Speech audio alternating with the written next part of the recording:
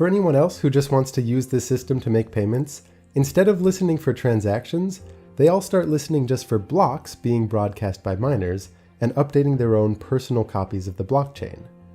Now, the key addition to our protocol is that if you hear two distinct blockchains with conflicting transaction histories, you defer to the longest one, the one with the most work put into it. If there's a tie, just wait until you hear an additional block that makes one of them longer. So even though there's no central authority and everyone is maintaining their own copy of the blockchain, if everyone agrees to give preference to whichever blockchain has the most work put into it, we have a way to arrive at decentralized consensus.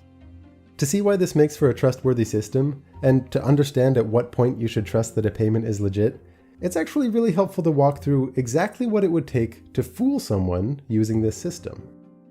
Maybe Alice is trying to fool Bob with a fraudulent block. Namely, she tries to send him one that includes her paying him 100 ledger dollars, but without broadcasting that block to the rest of the network. That way, everyone else still thinks that she has those 100 ledger dollars. To do this, she would have to find a valid proof of work before all of the other miners, each working on their own block. And that could definitely happen. Maybe Alice just happens to win this miniature lottery before everyone else. But Bob is still going to be hearing the broadcasts made by other miners.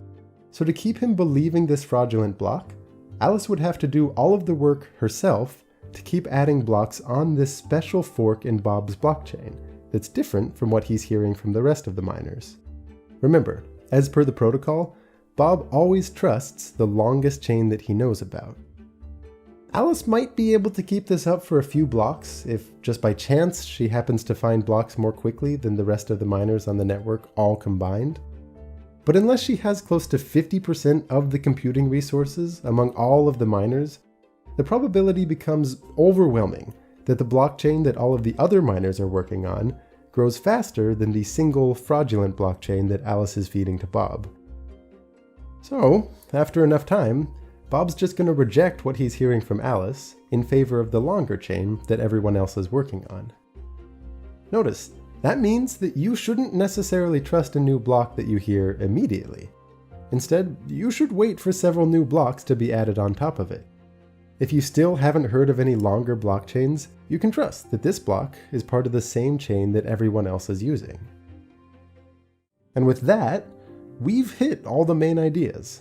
This distributed ledger system based on a proof of work is more or less how the Bitcoin protocol works and how many other cryptocurrencies work.